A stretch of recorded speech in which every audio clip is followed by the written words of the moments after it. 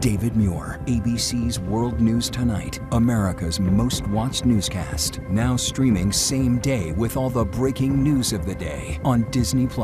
Most watched, most trusted. Now on Disney+ every night. Tonight we have several breaking stories as we come on the air. What President Trump just said about Iran amid possible U.S. military action. Also breaking tonight, former President Bill Clinton. The questioning today lasting hours about Jeffrey Epstein. President Clinton saying, "I saw nothing and I did nothing wrong." And President Trump tonight saying of Bill Clinton, "I like him. I don't like seeing him deposed." Tonight, what we've learned about what played out inside the hearing. Also, the breaking news on Iran tonight is the U.S. preparing to take military action against Iran, what President Trump said just a short time ago. Also, just in tonight, the extraordinary showdown between the Pentagon and artificial intelligence giant Anthropic, the company refusing to give the Pentagon unrestricted access to its AI technology. The company says it's concerned about the potential of fully autonomous weapons without human involvement. President Trump late today now banning Anthropic from all federal agencies. Tonight, the Nancy Guthrie disappearance, the vehicles in those early morning hours, one car seen on a ring cam within minutes of Guthrie's disappearance. Authorities tonight say it's this kind of video they still need, with Savannah Guthrie tonight posting about the family's $1 million reward and the ability to stay anonymous. Tonight, the U.S. military mistakenly shooting down a Customs and Border Protection drone near the Texas border using a high-powered laser. The confusion between agencies leading to potential danger in the skies. Tonight, the FAA has restricted some of that airspace until June. What's going on? The father whose son is accused of killing 2 teachers and 2 students taking the stand in his own defense today, breaking down during his testimony, accused of buying his son the gun even when there were warnings. What that father said about that. The deadly train derailment at rush hour, the train jumping the tracks, slamming into a building. We are tracking a new snowstorm hitting this weekend. We'll have the forecast. The scare on the field for Lionel Messi, who was tackled to the ground. Remembering a legendary singer-songwriter tonight. Breaking up is hard. He famously sang, "Breaking up is hard to do." And we heard from so many of you at home responding to our story on Punch the Monkey. Abandoned by his mother, shunned by the other monkeys. You will definitely want to see what they've shown us tonight. From ABC News World Headquarters in New York, this is World News Tonight with David Muir. Good evening. We begin tonight here with several breaking headlines. What President Trump said late today about Iran. Is the U.S. preparing to take military action? What he said in a moment. Also tonight, just moments ago, former President Bill Clinton finishing more than 6 hours of questioning about convicted sex offender Jeffrey Epstein. Testifying behind closed doors before the House Oversight Committee, the former president telling the committee, quote, "I saw nothing and I did nothing wrong." Lawmakers tonight saying he answered every question, never taking the fifth. Tonight, President Trump, when asked about Bill Clinton, testifying today saying, "I like him. I don't like seeing him deposed." Rachel Scott leading us off from Chappaqua, New York tonight. Tonight, former President Bill Clinton becoming the first president in American history forced to testify before Congress. Grilled for several hours by the Republican-led House Oversight Committee about his relationship with sex offender Jeffrey Epstein. I think the American people have a lot of questions. In his opening statement, the former president declaring, "I saw nothing and I did nothing wrong," insisting I had no idea of the crimes Epstein was committing, adding, "Even with 20/20 hindsight, I saw nothing that ever gave me pause." Clinton has not been accused of any wrongdoing. He did have a friendly relationship with Epstein. The Justice Department's Epstein files show him posing with young women. He's pictured here in a pool alongside Epstein's accomplice, convicted sex trafficker Ghislaine Maxwell, and then here in a jacuzzi with an unidentified woman. Sources tell us the former president told lawmakers he did not know who that woman was, and when asked if he had sex with her, he testified he did not. His testimony comes after his wife, former Secretary of State Hillary Clinton, spent nearly 7 hours with the committee. I don't know how many times I had to say I did not know Jeffrey Epstein. Bill Clinton today saying bringing his wife in to testify was simply not right. Democrats today saying since Republicans subpoenaed Hillary Clinton, they should also speak to the current First Lady Melania Trump, since she actually did know Epstein. But first and foremost, they want to hear from President Trump, who had a long friendship with Epstein. Republicans have now set a new precedent, which is to bring in presidents and former presidents to testify. we are now asking and demanding that President Trump officially come in and testify in front of the Oversight Committee. Republicans refused to call the president in. Ranking Member Garcia asked President Clinton, quote, should President Trump be called to answer questions from this committee?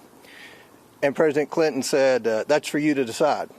And the president went on to say that the president, Trump, has never said anything to me to make me think he was involved, and he meant with Epstein. So I know there's a lot of curiosity about President Trump. I thought that was an interesting thing that President Clinton said. President Trump, who has directed the Justice Department to investigate Bill Clinton's Epstein ties, today said this. Look, I like him, and I don't like seeing him deposed. Democrats have a different take about what former President Bill Clinton had to say about President Trump, but soon the American people will be able to see it all for themselves. The committee is now working to make the video of these depositions as well as the transcripts available as quickly as possible, David. Rachel Scott from Chappaqua again tonight. Thank you. There are also breaking developments in the U.S. and Iran negotiations. Is the U.S. now preparing to take military action against Iran? What President Trump said a short time ago amid these negotiations and what he says Iran refuses to agree to with a massive U.S. military buildup tonight across the region. Here's our chief foreign correspondent, Ian Pannell, now with late reporting for us. Tonight, President Trump making it clear crucial talks with Iran aren't going well. We're not happy with the negotiation. They just don't want to. They don't want to say the key words. We're not going to have a nuclear weapon. They have to say we're not going to have a nuclear weapon, and they just can't quite get there. But Iran's repeatedly said it doesn't want a nuclear weapon. Also at issue, nuclear enrichment, which Iran claims they want for civilian purposes. Late today, President Trump ruling it out. I say no enrichment. Not 20%, 30%. They always want 20%, 30%. They want it for civilian, for civil. I think it's uncivil. So I'm not happy with it, no. The president saying no final decision's been made on military action, but all the pieces are in place for a strike. New satellite images show the massive military build-up in the region. Nearly a dozen F-22 fighter jets at a base in southern Israel. Rows of refueling and reconnaissance aircraft in Saudi Arabia. And 2 aircraft carrier strike groups now moving into position. It comes after a 12-day war between Israel and Iran last June, the US joining, bombing Iran's nuclear sites. President Trump repeatedly saying those facilities were obliterated. Critics questioning if that's the case, why Trump, who vowed not to drag America into foreign wars, may soon strike Iran again. David, the president admitting he has a very big decision to make, saying he'd rather do it the peaceful way, but that any deal must be meaningful. David. Ian Pannell back with us tonight. Ian, thank you. Also involving the Pentagon tonight, a remarkable showdown between the Pentagon and artificial intelligence giant Anthropic, the company refusing to give the Pentagon unrestricted access to its AI technology. The company says it's concerned about the potential of fully autonomous weapons without human involvement. Late today, President Trump now banning Anthropic from all federal agencies. Here's Martha Raddatz. Tonight, an extraordinary showdown between the Pentagon and tech giant Anthropic over their artificial intelligence currently used by the Pentagon. At issue, Anthropic wants to prevent the Pentagon from having unfettered access to their most advanced AI, the company concerned about the possibility of fully autonomous weapons, where AI makes the final decisions on when to fire and when to kill without humans in control. The company also saying it does not want its technology to be used for mass surveillance of American citizens. Tonight, with the showdown at an impasse, President Trump now ordering all federal agencies to immediately stop using Anthropic's technology, saying the U.S. will never allow a radical left woke company to dictate how our great military fights and wins wars. That decision belongs to your commander-in-chief and the tremendous leaders I appoint to run our military. And moments ago, Secretary Pete Hegseth moving to designate Anthropic a supply chain risk, essentially blacklisting the American company from government work. Hegseth saying America's warfighters will never be held hostage by the ideological whims of big tech. This decision is final. Anthropic is the first AI company to use classified networks and is considered the most sophisticated, which will make it hard to replace. And the CEO of OpenAI, Anthropic's competitor, said earlier that his company and some others share the same red lines as Anthropic. David? Sharing the same concerns. All right, Martha Raddatz, who will continue to follow this. Martha, thank you. We turn now to the Nancy Guthrie disappearance and to the video from doorbell cameras. The vehicles in those early morning hours. One car seen on a ring cam within minutes of Guthrie's disappearance. Authorities tonight say it's this kind of video they still need, with Savannah Guthrie posting tonight about the family's $1 million reward and the ability to stay anonymous. Here's Trevor Ault. Nearly 1 month after Nancy Guthrie was abducted from her home, tonight Savannah Guthrie is renewing her plea for the critical tip that could lead to her mother, posting, "Please be the one that brings her home." We need to know where she is. We need her to come home. Savannah telling any potential tipster they can stay anonymous and still get her family's $1 million reward. You can be anonymous if you want. Someone out there knows something that can bring her home. Somebody knows. And we are begging you to please come forward now. Investigators are still hoping someone can identify the masked man with a gun at Nancy Guthrie's doorstep the night she was taken. If your tip qualifies for the reward, you can be paid in cash. When you make a tip, they provide a PIN number you'd present when picking up the money at a neutral location. No ID required, and it's not traceable with no questions asked. Pima County Sheriff's Department. Tonight, the Sheriff's Department is looking into videos like this one from Nancy Guthrie's neighborhood, a ring video obtained by Fox News showing a car 2.5 miles from the home at 2:36 a.m., around the time Nancy was taken. Nancy Guthrie's pacemaker disconnected from her phone 8 minutes earlier at 2:28 a.m. That car is one of 12 captured on that camera between midnight and 6 a.m. Police have not said it has any connection to the abduction, but it's the kind of video investigators are asking residents to send them as they work through thousands of hours of footage. And David, the sheriff's office stresses this is an ongoing investigation. They also say they will continue to keep a patrol in Nancy Guthrie's neighborhood. David? Trevor Ault on this case again tonight. Trevor, thank you. We turn now to the father whose son is accused of killing 2 teachers and 2 students in Georgia. The father taking the stand in his own defense today, accused of buying his son the gun, even when there were warnings. What the father said about that, tearful on the stand. Here's Steve Osensami. The father of the teenager accused of killing 2 students and 2 teachers at the suburban Atlanta high school is tearfully defending himself on the witness stand, saying he didn't see warning signs that his son could kill. You know, he's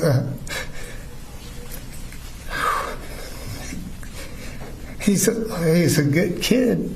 I don't know if anybody could ever see that kind of evil. But prosecutors say that Colin Gray ignored too much, charging him with second-degree murder, saying that he bought his son this AR-15 style rifle used in the killings at Appalachia High School as a Christmas present, about 7 months after getting a visit from the sheriff's office saying that the FBI had flagged his son for allegedly threatening online to shoot up a different school. The father admitted to jurors that he kept guns in the home unlocked, even after conversations with his son about panic attacks and depression. The gun was a thing that him and I used to bond with, and I was very clear on the rules. His son is now 16 years old. He's in custody tonight, and he's waiting on his trial. He's pleading not guilty to murder and other charges. His father is pleading not guilty to second-degree murder, and his prosecution is part of a larger effort to hold parents responsible for these school shootings across the country. David? Steve Osensami reporting from Georgia tonight. Steve, thanks. Tonight to Texas now, where the U.S. military mistakenly shot down a Customs and Border Protection drone right near the border using a high-powered laser. The confusion between agencies leading to potential danger in the skies, and tonight the FAA has now restricted some of that airspace for months. Here's Whit Johnson. Tonight, the FAA now restricting airspace near El Paso, Texas through June after yet another confusing and dangerous moment in the skies. The U.S. military using a high-powered laser to shoot down a drone they thought was a threat near the U.S.-Mexico border. But it was a drone being used by Customs and Border Protection, another U.S. agency. The incident troubling, as those lasers could pose a threat to commercial aviation without coordination between agencies. In a statement, the Pentagon and other agencies saying the laser was used to mitigate a seemingly threatening unmanned aerial system operating within military airspace. For the Department of Defense to shoot down a Customs and Border Protection drone would demonstrate a shocking breakdown in air domain awareness. It's the second time this month airspace in the area has been restricted after the laser technology was deployed. Just 2 weeks ago, the FAA issued an urgent temporary closure after CBP used it to shoot down what they believed was a threatening drone, but turned out to be a Mylar balloon, both of which are often used by Mexican cartels. If the military and civilian law enforcement are going to continue operating together along the southern border, there needs to be dramatic improvements in coordination. And David, the Pentagon and CBP insist they will work to increase communication to prevent incidents like this in the future.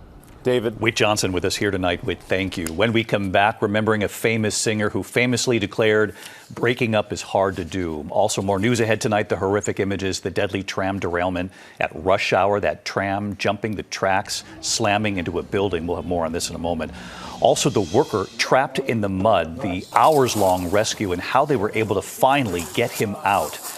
And you want to stay tuned for this tonight. We heard from so many of you at home after our story on Punch the Monkey, abandoned by his mother, shunned by the other monkeys. You will definitely want to see what they have sent to us tonight. Tonight, a tram going off the tracks, crashing into a building, killing 2 people in Milan, Italy. A driver capturing this video right here, the train swerving suddenly, jumping the tracks right there. A passenger and a pedestrian were killed. Nearly 40 others injured. That crash under investigation tonight. Back in the U.S., in Florida, a race to rescue a man stuck in a mud pit. Firefighters found Andrew Giddens shoulder deep in the mud. This is near a sand plant outside Gainesville. He'd been reported missing and was stuck for several days before he was found. Rescuers using ropes, ladders, shovels to free him. Giddens is in critical condition, but he is expected to recover. An incredible effort. When we come back here tonight, you'll see the scare on the field for Lionel Messi, who was tackled. And we remember a famous singer tonight who said, breaking up is hard to do. To the index of other news tonight, more winter weather for the Midwest and the Northeast this weekend. Several states bracing for snow. On Saturday, a quick blast on the move from the plains there to the Midwest, up to 4 inches of snow in some areas. And then they tell us on Sunday, light snow pushing through from Philadelphia, New York City, Boston. Forecast models so far predicting less than 2 inches. We do have a passing to note tonight. Legendary singer-songwriter Neil Sedaka has died. And you know that breaking up is hard to do. Sedaka, of course, famous for Breaking Up Is Hard to Do, Oh Carol, and Love Will Keep Us Together. His work earning him 5 Grammy nominations. He was inducted into the Songwriters Hall of Fame. Sedaka was 86. Soccer star Lionel Messi was tackled as fans stormed the field in Puerto Rico. 3 people running across the field, one man wrapping his arms around Messi, pulling him to the ground. Security guards there rushing in, Messi getting up very quickly. He was unhurt. When we come back on this Friday night, we heard from so many of you at home about Punch the Monkey this week, so you have to stay tuned here. The new video they have just sent to us. Finally tonight here, our Persons of the Week. We had to choose the team helping Punch the Monkey. Tonight, the monkey the world is now cheering on, the viral star Punch the Monkey. We reported on him this week here, and so many of you responded. The 7-month-old monkey abandoned by his mother, shunned by other monkeys at the zoo outside Tokyo.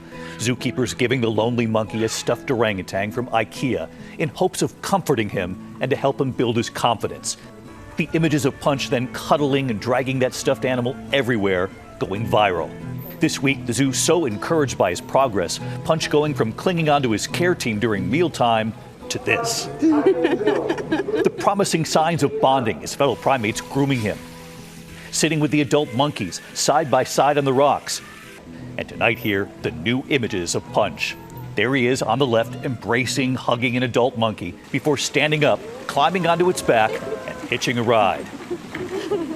And tonight here, Punch's zookeeper saying he's been spending less time with the stuffed animal and more time interacting with the other monkeys, saying he's blending into the troop little by little, and they think there will come a day when he no longer needs his stuffed toy.